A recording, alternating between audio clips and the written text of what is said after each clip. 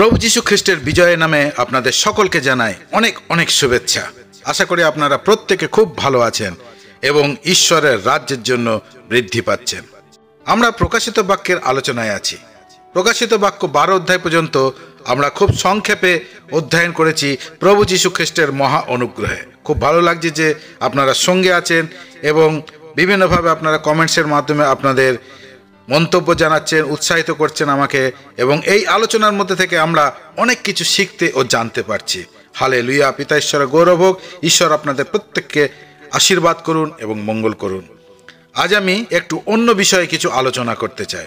খুবই গুরুত্বপূর্ণ কিছু বিষয় নিয়ে আলোচনা করব। খুব মনোযোগ সহকারে ভিডিওটি শেষ পর্যন্ত দেখার অনুরোধ রইল এবং অন্য ভাই বোনদেরও দেখার সুযোগ অবশ্যই করে দেবেন। আমার আজকের প্রশ্ন হলো, আপনি কি দিয়াবলের আত্মা দ্বারা চালিত? আপনি কি দিয়াবলের আত্মা দ্বারা চালিত? প্রশ্ন শুনেই হয়তো ভাবছেন, এ আবার কি ধরনের প্রশ্ন? অনেকেই আবার উত্তর দিতে একটু দ্বিধাবোধ করবেন। না না, আমি তো খ্রিস্ট বিশ্বাসী, কি করে দিয়াবলের আত্মা দ্বারা চালিত হতে পারি? আমি তো বাপ্তিস্ম নিয়েছি, নিয়মিত মণ্ডলীতে যাই, সব কিছুতে অংশগ্রহণ করি, নিয়মিত দান দশমাংশ দিয়ে উপবাস করি, সুসমাচার প্রচার করি, হিলিং করি, পরভাষা বলি, বিভিন্ন জায়গায় ক্রুসেড করি, তাহলে আমি কি করে দিয়াবলের আত্মা দ্বারা চালিত হতে পারি? আজ পৃথিবীর অধিকাংশ মানুষ দিয়াবলের আত্মা দ্বারা চালিত এবং খুবই খুবই দুঃখের বিষয়, অধিকাংশ বিশ্বাসীও যারা দাবি করে যে তারা পবিত্র আত্মা দ্বারা চালিত, তারাও পর্দার আড়ালে দিয়াবলের আত্মা দ্বারা চালিত।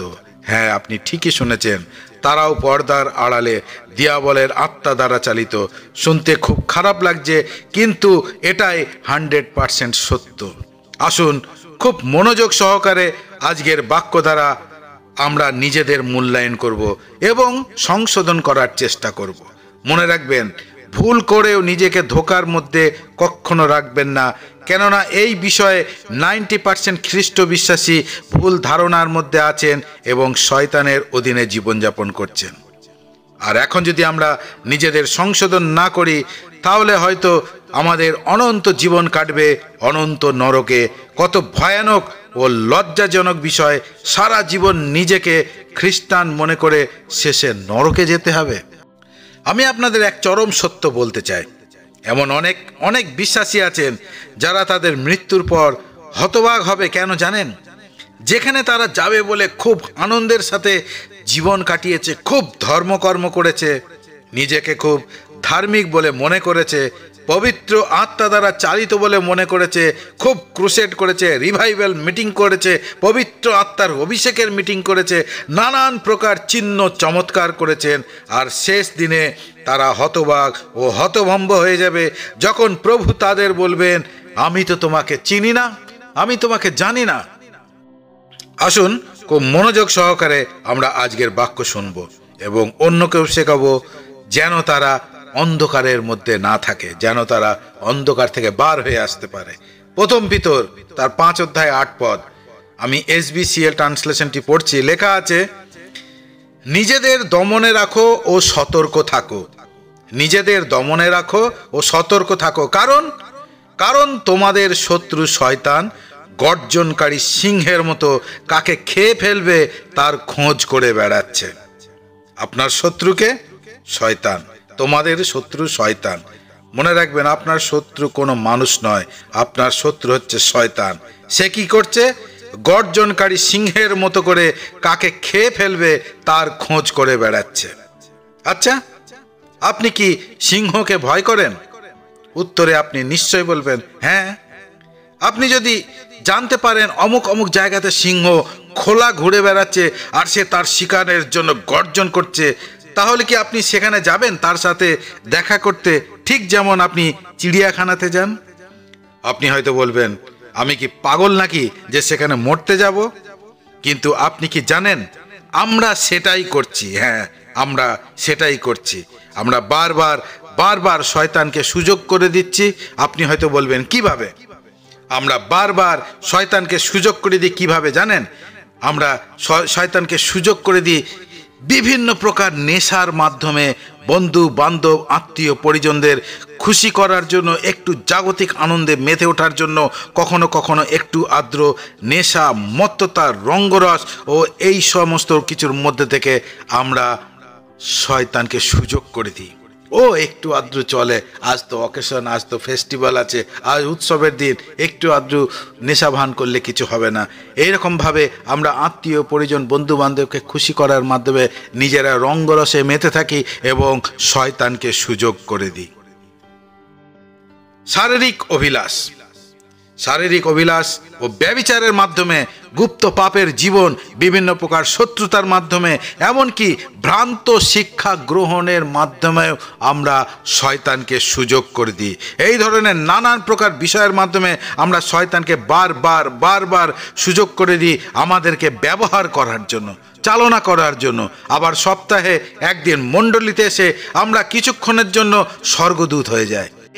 আবেগের বশে খুব হালেলুয়া হালেলুয়া বলে চিৎকার করি, পরভাষা যা অন্যের কাছ থেকে শুনে মুখস্থ করি বা নকল করি ও মণ্ডলীতে বিভিন্ন প্রার্থনা সবাই এসে বলি আর মনে করি আমি তো পবিত্র আত্মা দ্বারা চালিত। এখন হয়তো আপনি বলবেন আমি ব্যভিচার করি না। মনে রাখবেন, ব্যভিচার দুই প্রকারের, এক হচ্ছে শারীরিক অভিলাষের ব্যভিচার আর দ্বিতীয় হলো আত্মিক ব্যভিচার। শারীরিক ব্যভিচার বলতে কি বোঝায় সেটা আপনি ভালো করেই জানেন, তাই সেই বিষয়ে আমি আর বিশেষ কিছু বলছি না। হয়তো আপনি বলবেন আমি এই প্রকার ব্যভিচার করি না, খুব ভালো কথা, ঈশ্বর আপনার মঙ্গল করুন। আত্মিক ব্যভিচার বলতে আমরা কি বুঝি? আত্মিক ব্যভিচার ঈশ্বরের বাক্যকে তুচ্ছ করা, ঈশ্বরের বাক্যের কোনো গুরুত্ব আপনার জীবনে নেই। আপনার জীবনের প্রথম ইচ্ছা নিজ অভিলাষ পূরণ করা, নিজ ইচ্ছাকে ঈশ্বরের ইচ্ছা বলে চালিয়ে দেওয়া। আচ্ছা বলুন তো, স্ত্রীর মস্তককে, স্ত্রীর মস্তক হলো পুরুষ, তাই না? আচ্ছা বলুন তো, মণ্ডলীর মস্তককে, প্রভু যীশু খ্রিস্ট হলেন মণ্ডলীর মস্তক, কিন্তু স্ত্রী লোকের মস্তক হলো পুরুষ। পুরুষ যেমন বলবে স্ত্রী ঠিক সেভাবে চলবে, আর প্রভু যীশু যেভাবে বলেছেন ঠিক সেইভাবেই মণ্ডলী চলবে, মণ্ডলী সেটাই করবে। স্ত্রী অর্থাৎ পত্নী যদি কিছু ভুল করে থাকে তাহলে পতি তাকে ক্ষমা করবে, কিন্তু যদি সেই স্ত্রী তার পতির স্থানে অন্য কোনো পুরুষকে রাখে তাহলে সেটাকে শারীরিক ব্যভিচার বলি আমরা। আর এমতো অবস্থায় পতি কি ক্ষমা করবে? এরকম অবস্থায় পতি কি ক্ষমা করবে সেই পত্নীকে? ঠিক তেমনি খ্রিস্টের স্থানে অন্য দেবী দেবতা এবং অন্যান্য বিষয় সকল যা আমাকে খ্রিস্টের সঙ্গতি থেকে দূরে রাখে কিংবা খ্রিস্টকে দ্বিতীয় স্থানে রাখে, তাহলে কি হবে? যেমন প্রতিস্থানে যদি পত্নী অন্য কোনো পুরুষকে রাখে তাহলে সে কি পাপ করছে? শারীরিক ব্যভিচার, তাই না? ঠিক তেমনি যীশু খ্রিস্টের স্থানে অন্য দেবী দেবতা এবং অন্যান্য বিষয় সকল যা আমাকে খ্রিস্টের সঙ্গতি থেকে দূরে রাখে কিংবা খ্রিস্টকে দ্বিতীয় স্থানে রাখে, তাহলে কি পাপ হলো? আত্মিক ব্যভিচার। এবার নিশ্চয় বুঝতে পেরেছেন এর কোনো ক্ষমা নেই, এটা মৃত্যুজনক পাপ। আর এজন্যই পিতা ঈশ্বর জিহুদীদের প্রথম থেকেই সাবধান করে দিয়েছেন কনান দেশে গিয়ে যেন অন্য জাতির মেয়েদের সাথে তারা বিবাহ না করে, যা তাদের আত্মিক ব্যভিচারের দিকে ঠেলে দেবে। এবং আমরা দেখি পরবর্তী সময় ইসরায়েল জাতি ঠিক সেটাই করেছিল।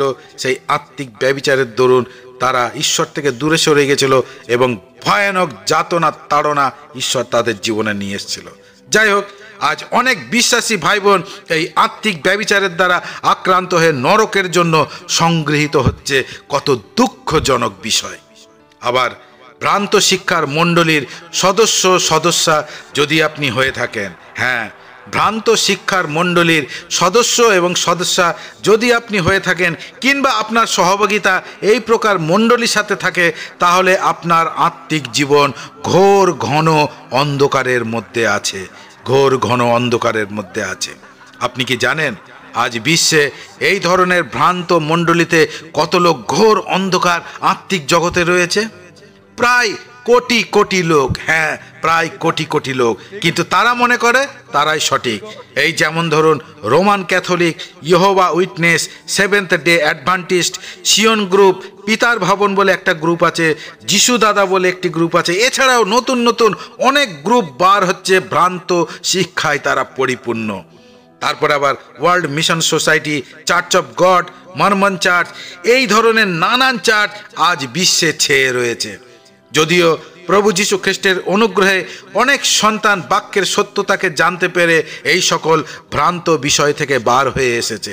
ঈশ্বর ওনাদের মঙ্গল করুন।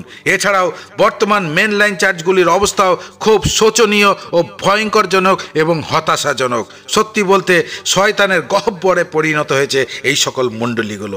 এমনকি খ্রিস্টকে ধর্ম বানিয়ে ধর্মের নামে ব্যবসা করছে, যা হলো পৃথিবীর সব থেকে জঘন্যতম নোংরা পাপ। আপনি হয়তো মনে করতে পারেন সব থেকে জঘন্যতম নোংরা পাপ হলো যারা দেহ নিয়ে ব্যবসা করে, কিংবা ড্রাগসের অপরাধে জড়িত, কিংবা রেপ, মার্ডার, কিংবা দেহের অঙ্গ প্রত্যঙ্গ যারা বিক্রি করে। না, সব থেকে জঘন্যতম নোংরা পাপ হলো যারা ঈশ্বরকে নিয়ে ব্যবসা করছে। ঈশ্বরকে নিয়ে ব্যবসা করছে। যদিও শুনতে খুব খারাপ লাগছে, কিন্তু চরম সত্য এটাই, অধিকাংশ এই ব্যবসাতে যুক্ত। তাহলে সেই সকল মণ্ডলীর অবস্থা কত ভয়ানক একবার ভেবে দেখুন। সুতরাং খুব খুব সাবধান। শয়তান গর্জনকারী সিংহের ন্যায় খুঁজে বেড়াচ্ছে কাকে ছিঁড়ে খাবে। এছাড়াও আপনার ক্রোধ, রাগ, হিংসা, যার ব্যবহার শয়তান করে আপনাকে নানান প্রকার শত্রুতা, কোর্ট কেস, পুলিশ কেস ইত্যাদির মধ্যে ফাঁসিয়ে রাখবে। সুতরাং খুব খুব সাবধান। আজই নিজেকে মূল্যায়ন করে দেখুন, আপনি আপনার শত্রুকে সুযোগ করে দিচ্ছেন না তো যেন সে আপনাকে ছিঁড়ে খায়, অর্থাৎ আপনাকে ব্যবহার করে। আমাদের আজকের আলোচ্য বিষয়, আপনি কি দিয়াবল অর্থাৎ শয়তান দ্বারা চালিত? উত্তর আপনার কাছে আছে।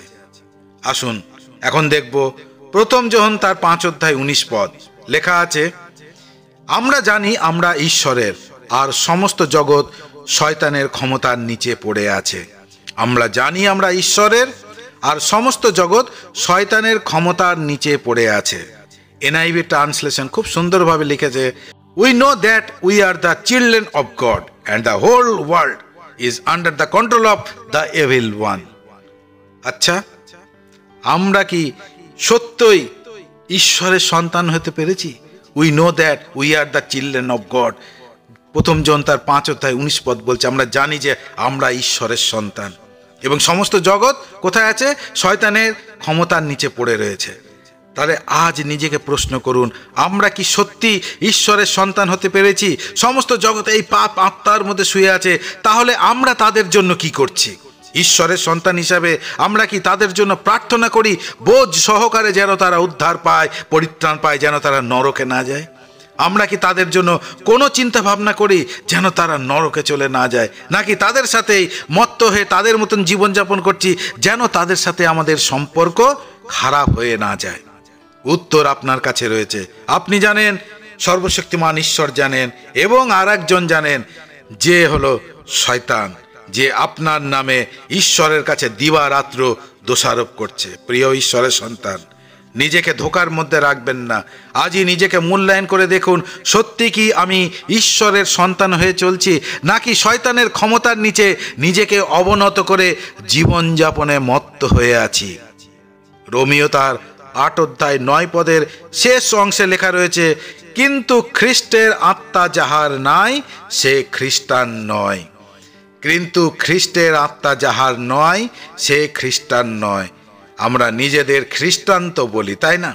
আচ্ছা, সত্যি কি আমি খ্রিস্টান অর্থাৎ খ্রিস্টের ন্যায় হতে পেরেছি বা চেষ্টা করছি? সত্যি কি আমি নতুন সৃষ্টি হতে পেরেছি? সত্যি কি আমি খ্রিস্টের আত্মা দ্বারা চালিত? এই জগতের মানুষ যারা পাপ আত্মার অধীনে শুয়ে আছে, তাদের সাথে কি আমার কোনো পার্থক্য অন্য জাতির মানুষ কিংবা শয়তান খুঁজে পায়? প্রিয় ঈশ্বরের সন্তান, মনে রাখবেন, গাছ চেনা যায় তার ফল দেখে। খ্রিস্টের আত্মা যদি আমার মধ্যে থাকে তবে তার ফলও দেখা যাবে, আর যদি সেই ফল দেখা না যায় তবে সেখানে মাংসিক ফল অর্থাৎ দিয়াবলের আত্মার ফল দেখা যাবে। আপনি আবার ভাবছেন আত্মার আবার কি ফল হয়? দেখুন, সাধু পৌল খুব পরিষ্কারভাবে জানিয়েছেন সেই বিষয়গুলি। আসুন এই ফল দেখে আমরা নিজেদের মূল্যায়ন করে দেখি, আমরা কার দ্বারা চালিত, দিয়াবল নাকি পবিত্র আত্মা? প্রথমে দেখা যাক দিয়াবলের ফল কোনগুলো। গালাতীয় তার 5:19-21 লেখা আছে, পাপ স্বভাবের কাজগুলো স্পষ্টই দেখা যায়। সেগুলো হলো ব্যভিচার, অশুচিতা, লম্পটতা, প্রতিমা পূজা, জাদুবিদ্যা, শত্রুতা, ঝগড়া, লোভ, রাগ, স্বার্থপরতা, অমিল, দলাদলি, হিংসা, মাতলামি, হই হুল্লো করে মদ খাওয়া, আর এই রকম আরো অনেক কিছু। সাধু পৌল বলছেন, আমি যেমন এর আগে তোমাদের সতর্ক করেছিলাম, এখনো তাই করে বলছি, যারা এই রকম কাজ করে তারা ঈশ্বরের রাজ্যে কখনোই প্রবেশ করতে পারবে না। ঈশ্বরের রাজ্যে তাদের জায়গা হবে না। যদি এই ফল আপনার জীবনে বিরাজমান, তার মানে আপনি দিয়াবলের আত্মা দ্বারা চালিত। আমি আবার বলছি, এই সমস্ত ফলগুলি যদি আজ আপনার জীবনের মধ্যে বিরাজমান থাকে, তাহলে আপনি দিয়াবলের আত্মা দ্বারা চালিত। আপনি জানেন, সর্বশক্তিমান ঈশ্বর জানেন এবং শয়তান জানে এর মধ্যে কোন কোন ফলে আপনি পরিপূর্ণ। আসুন এবার দেখব পবিত্র আত্মার ফলগুলি। গালাতীয় তার 5 অধ্যায় 22 থেকে 23 পদ লেখা রয়েছে, কিন্তু পবিত্র আত্মার ফল হলো ভালোবাসা, আনন্দ, শান্তি, সহ্যগুণ, দয়ার স্বভাব, ভালো স্বভাব, বিশ্বস্ততা, নম্রতা ও নিজেকে দমন। এই সবের বিরুদ্ধে কোনো আইন নেই। আপনি জানেন, সর্বশক্তিমান ঈশ্বর জানেন এবং শয়তান জানে এর মধ্যে কোন কোন ফলে আপনি পরিপূর্ণ। সুতরাং আজই নিজেকে সংশোধন করুন এবং পবিত্র আত্মার ফল দ্বারা পূর্ণতা লাভের জন্য ঈশ্বরের চরণে নিজেকে সম্পূর্ণরূপে সমর্পণ করুন। মনে রাখবেন, আমরা যদি ঈশ্বরের অধীনে থাকার গুরুত্ব না বুঝি, তাহলে আমরা খুব সহজেই দেহের বশে চলব, যা আমাদের অনন্ত নরকের দিকে টেনে হিঁচড়ে নিয়ে যাবে। যাকব তার পত্রের দ্বারা জানিয়েছেন, অতএব তোমরা নিজেদেরকে ঈশ্বরের কাছে সঁপে দাও। যাকব 4 অধ্যায় 7 পদ। অতএব তোমরা নিজেদেরকে ঈশ্বরের কাছে সঁপে দাও। আমরা যখন সম্পূর্ণরূপে ঈশ্বরের অধীনে নিজেদেরকে সঁপে দিই, তখন পবিত্র আত্মাকে আমরা সুযোগ করে দিই আমাদের জীবনে কার্য করার জন্য। আর তখন পবিত্র আত্মা দেহের সমস্ত খারাপ বিষয়গুলি, যেগুলো ওই পাপ স্বভাবের ফল আছে, সেই সমস্ত বিষয়গুলিকে এক এক করে ধ্বংস করে দেয়। তাই তো সাধু পৌল বলেছেন, যারা পাপ স্বভাবের অধীন তাদের মন পাপ স্বভাব যা চায় তাতে আগ্রহী। রোমিও তার 8 অধ্যায় 5 পদে লেখা রয়েছে, যারা পাপ স্বভাবের অধীন তাদের মন পাপ স্বভাব যা চায় তাতে আগ্রহী। আর যারা পবিত্র আত্মার অধীন তাদের মন পবিত্র আত্মা যা চান তাতে আগ্রহী। সুতরাং আপনি জানেন আপনি কোন স্বভাবের অধীনে আছেন এবং আপনার আগ্রহ কিসের দিকে। আমি আবার বলছি, আপনি জানেন, সর্বশক্তিমান ঈশ্বর জানে এবং শয়তান জানে। 1 যোহন 3 অধ্যায় 8 পদ লেখা রয়েছে, যে পাপ করতেই থাকে সে শয়তানের, কারণ শয়তান প্রথম থেকেই পাপ করে চলেছে। শয়তানের কাজকে ধ্বংস করবার জন্যই ঈশ্বরের পুত্র প্রকাশিত হয়েছিলেন। শয়তানের কাজকে ধ্বংস করার জন্যই ঈশ্বরের পুত্র প্রকাশিত হয়েছিলেন। হালেলুয়া। দেখুন, পাপ হয়ে যাওয়া আর পাপাচরণ অর্থাৎ পাপ করতেই থাকা, এই দুটো বিষয় সম্পূর্ণ আলাদা। আমরা রক্ত মাংসের শরীরে আছি, সুতরাং পাপ হয়ে যেতেই পারে। এখন প্রশ্ন হলো, আমি কি সেই পাপের মধ্যেই জীবনযাপন করছি? আমি কি সেই পাপের মধ্যেই আনন্দ উপভোগ করছি? সেটা হতে পারে বিভিন্ন প্রকার নেশা, মত্ততা, শারীরিক অভিলাষের মধ্যে আমোদ প্রমোদ করা, ব্যভিচার ও এই ধরনের নানান প্রকার পাপ। উত্তর আপনি জানেন, যদি হ্যাঁ হয় তাহলে আপনি দিয়াবল দ্বারা চালিত। লেখা আছে, শয়তানের কাজকে ধ্বংস করবার জন্যই ঈশ্বরের পুত্র অর্থাৎ প্রভু যীশু খ্রিস্ট প্রকাশিত হয়েছিলেন। আর আমরা কি করছি জানেন? খ্রিস্টের সন্তান হয়ে, যীশু খ্রিস্টের অনুসারী হয়ে আমরা কি করছি? শয়তানের সাথে চলছি এবং শয়তানের কাজে মত্ত হয়ে আছি। আবার নিজেদেরকে বলি আমরা খ্রিস্টের অনুসারী, আবার দাবি করি আমি তো পবিত্র আত্মায় পূর্ণ। কত বড় ভয়ানক পাপ করছি তা কি একবার চিন্তা করে দেখেছি আমরা? না, বরং মনে করি আমি তো পবিত্র আত্মা দ্বারা চালিত। আমরা মনে করি আমি পবিত্র আত্মা দ্বারা চালিত। প্রভু যীশু খ্রিস্ট বলেছেন যোহন তার 8 অধ্যায় 43 পদ, যোহন তার 8 অধ্যায় 43, খুব মন দিয়ে শুনবেন। তিনি বলছেন প্রভু যীশু, কেন আপনারা আমার কথা বোঝেন না? তার কারণ এই যে আপনারা আমার কথা সহ্য করতে পারেন না, আমার কথা সহ্য করতে পারেন না, কিংবা গ্রহণ করতে পারেন না, শুনতে পারেন না। কেন আপনারা আমার কথা বোঝেন না? তার কারণ এই যে আপনারা আমার কথা সহ্য করতে পারেন না, বা গ্রহণ করতে পারেন না, বা শুনতে পারেন না। আপনি জানেন এই কথা প্রভু যীশু সেই সময় ফরিসি সদ্দুকীদের বলেছিলেন, কিন্তু আজ এই বাক্য আমাদের জীবনের সত্য। আজ অধিকাংশ বিশ্বাসীর এই অবস্থা, তারা বাক্য শুনতে চায় না, গ্রহণ করতে চায় না। বাক্যের সময় তারা অন্য মনস্ক হয়ে পড়ে, ক্লান্ত লাগে, ঘুম চলে আসে, মনে হয় কখন বাক্য শেষ হবে, অধৈর্য হয়ে পড়ে, মোবাইলে ব্যস্ত হয়ে পড়ে। অনেক আবার উঠে সেই সময় বাইরে চলে যায়। কারণ কি জানেন? দেখুন প্রভু যীশু খ্রিস্ট কি বলেছেন। কারণ যদি আমি এখন আপনাদের বলি হয়তো আপনি রাগ করতে পারেন, কিন্তু দেখুন প্রভু যীশু খ্রিস্ট কি বলেছেন, যার লিপিবদ্ধ রয়েছে পরের অংশে, যোহন লিখিত সুসমাচার 8 অধ্যায় 44 পদ। লেখা রয়েছে, শয়তানি আপনাদের পিতা আর আপনারা তার সন্তান, সেই জন্য আপনারা তার ইচ্ছা পূর্ণ করতে চান। আমি আবার পড়ছি, শয়তানি আপনাদের পিতা আর আপনারা তারই সন্তান, সেই জন্য আপনারা তার ইচ্ছা পূর্ণ করতে চান। শয়তান প্রথম থেকেই খুনি, সে কখনো সত্যে বাস করেনি, কারণ তার মধ্যে সত্য নেই। সে যখন মিথ্যা কথা বলে তখন সে তা নিজে থেকেই বলে, কারণ সে মিথ্যাবাদী। আর সমস্ত মিথ্যার জন্ম তার মধ্যে থেকেই হয়েছে, অর্থাৎ শয়তানের মধ্যে থেকেই হয়েছে সমস্ত মিথ্যার জন্ম। কি খুব খারাপ লাগছে কথাটা শুনে, তাই না? যে শয়তানি আপনাদের পিতা আর আপনারা তারই সন্তান, সেই জন্য আপনারা তার ইচ্ছা পূর্ণ করতে চান। এই কথা প্রভু যীশু খ্রিস্ট খুব পরিষ্কারভাবে বলেছেন, যা যোহন তার সুসমাচারের মধ্যে লিপিবদ্ধ করে রেখেছেন। হালেলুয়া! আজ যদি আপনার জীবনে বাক্যের গুরুত্ব নেই, বাক্যকে তুচ্ছ জ্ঞান করছেন, তার মানে আপনি নিজেই নিজের সর্বনাশ ডেকে আনছেন। দেখুন ঈশ্বরের বাক্য কি বলছে। হিতোপদেশ 13 অধ্যায় 13 পদ লেখা রয়েছে, যে লোক ঈশ্বরের বাক্যকে তুচ্ছ করে সে নিজের সর্বনাশ করে, কিন্তু যে লোক ভক্তিপূর্ণ ভয়ে ঈশ্বরের আদেশ মানে সে তার পাওনা পায়। এই সর্বনাশ হয়তো আপনি এখন উপলব্ধি করতে পারবেন না, কিন্তু যেদিন আপনি তা উপলব্ধি করতে পারবেন সেদিন অনেক অনেক অনেক দেরি হয়ে যাবে। তখন বুক চাপড়ানো ছাড়া আর কিছুই করার থাকবে না। মনে পড়ে সেই ধনী লোকের কথা, যে বিষয়ে প্রভু যীশু খ্রিস্ট বলেছেন, যা লূক তার সুসমাচারে লিপিবদ্ধ করে রেখেছেন 16 অধ্যায় লেখা রয়েছে। আপনি একবার ভালো করে পড়ে নেবেন সেই ধনী ব্যক্তি এবং লাসারের ঘটনাটি, তাহলে বুঝতে পারবেন কেন প্রভু যীশু এই ঘটনার কথা উল্লেখ করেছেন।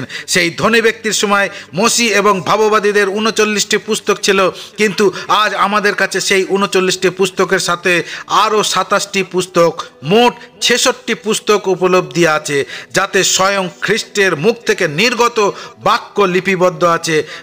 মৃত্যুকে জয়লাভ করে খ্রিস্ট পুনরুত্থিত হয়ে এই পৃথিবীতে 40 দিন ছিলেন এবং স্বর্গরাজ্যের বিষয়ে শিক্ষা দিয়েছেন। সেই সকল আজ আমাদের কাছে উপলব্ধ আছে। আবার খ্রিস্টের অফুরন্ত অনুগ্রহের সাথে পবিত্র আত্মাকেও আমাদের জন্য দেওয়া হয়েছে। এর পরেও যদি দিয়াবলের আত্মা দ্বারা চালিত হয়ে নরক বুকিং করে জীবন কাটান, তাহলে এর থেকে দুঃখজনক আর কিছুই নেই, যার শেষ পরিণতি হবে অনন্ত নরক। সাধু পৌল বলেছেন, হে অবোধ গালাতীয়েরা, তোমরা কি আত্মাতে আরম্ভ করিয়া এখন কি মাংসে সমাপ্ত করিতেছ? আজ পবিত্রতা আমাদের সেই একই কথা বলছেন যে, হে মণ্ডলীর সন্তানেরা, তোমরা কি আত্মাতে আরম্ভ করিয়া এখন কি মাংসে সমাপ্ত করিতেছ? তাই নিজেকে মূল্যায়ন করে দেখুন আপনি কোন আত্মা দ্বারা চালিত।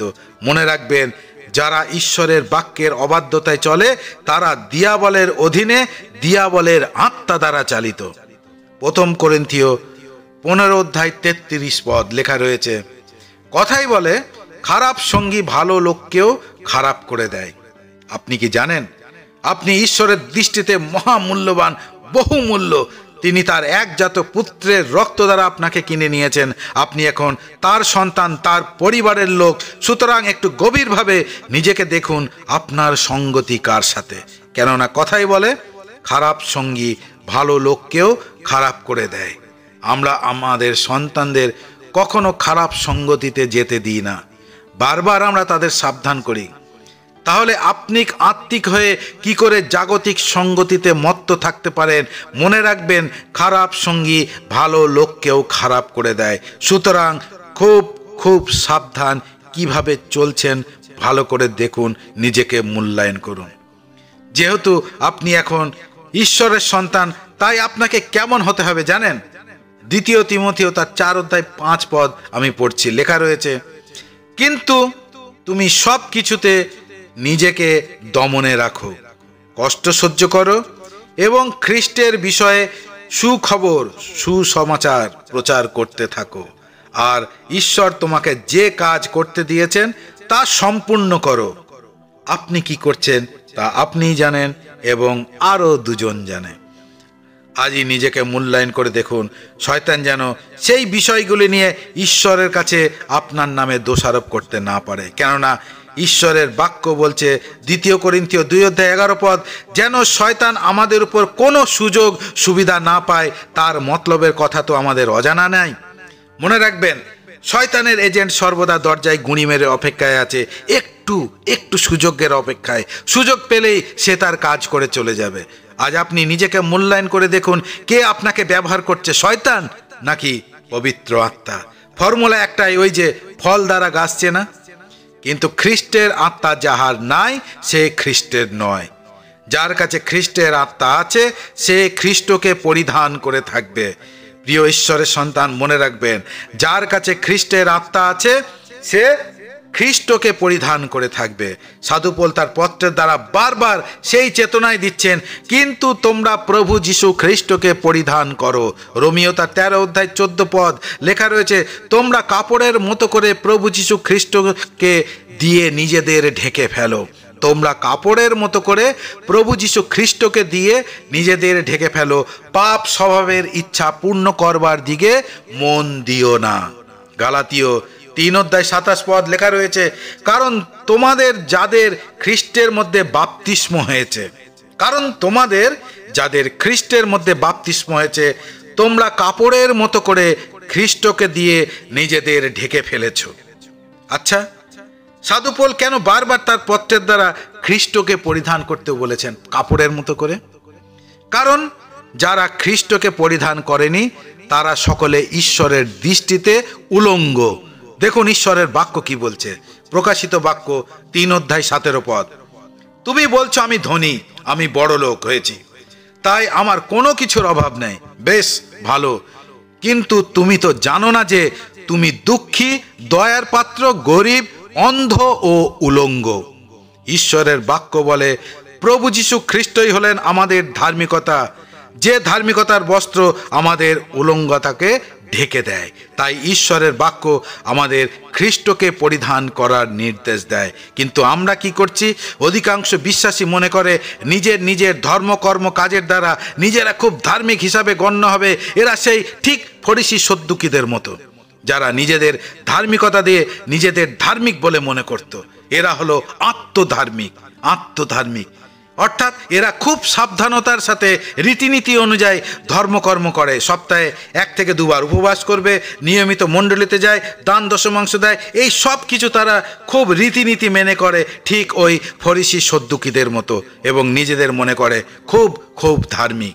আচ্ছা বলুন তো, খ্রিস্টকে পরিধান করার অর্থ কি?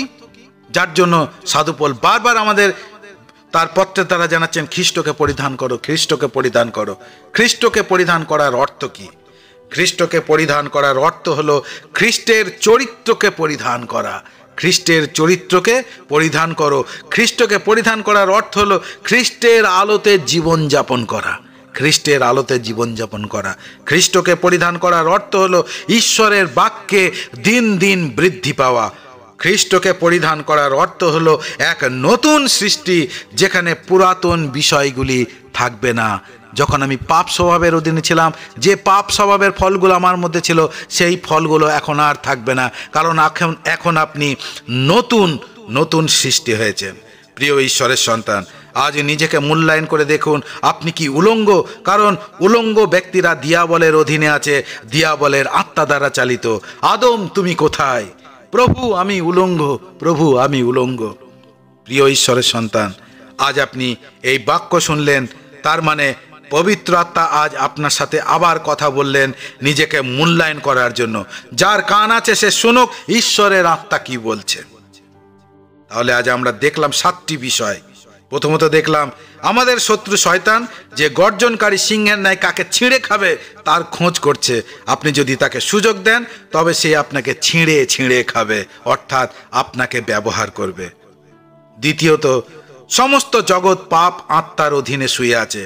তাহলে ঈশ্বরের সন্তান হিসাবে আমরা তাদের জন্য কি করছি? তৃতীয়ত, খ্রিস্টের আত্মা কি আমার মধ্যে আছে এবং তার ফল কি দেখা যাচ্ছে? কারণ যে গাছে ফল নেই তা তিনি কেটে আগুনে ফেলে দেবেন। চতুর্থত, পাপের মধ্যে যারা জীবনযাপন করছে তারা দিয়াবলের সন্তান। পঞ্চম বিষয় হলো, যার জীবনে বাক্যের কোনো গুরুত্ব নেই, বাক্যকে তুচ্ছ জ্ঞান করে, সে নিজের সর্বনাশ নিজে ডেকে আনে। ষষ্ঠ বিষয় হলো, শয়তানের দল দরজায় গুঁড়ি মেরে সুযোগের অপেক্ষায় আছে, আমরা তাকে সুযোগ করে দিচ্ছি না তো ভিতরে প্রবেশ করার জন্য। সপ্তম বিষয়, আমি কি উলঙ্গ নাকি খ্রিস্টকে পরিধান করে আছি? প্রিয় ঈশ্বরের সন্তান, আজ এই 7টি বিষয় দ্বারা নিজেকে মূল্যায়ন করে দেখুন আপনি কার দ্বারা চালিত, পবিত্র আত্মা না দিয়াবলের আত্মা। পিতা ঈশ্বর আপনাদের সকলকে আত্মিক আশীর্বাদে উচ্চ এবং উন্নত করুন এবং পবিত্র আত্মা দ্বারা চালিত হতে এবং অপরকে উৎসাহিত করতে সাহায্য করুন। জয় যিশু। সুস্থ থাকুন, ভালো থাকুন, সঙ্গে থাকুন এবং ঈশ্বরের রাজ্যে বৃদ্ধি পেতে থাকুন। আমরা পরবর্তী ভিডিওতে প্রকাশিত বাক্যে আবার ফিরে যাব। 13 অধ্যায়ের আলোচনা আমরা শুরু করব। জয় যিশু।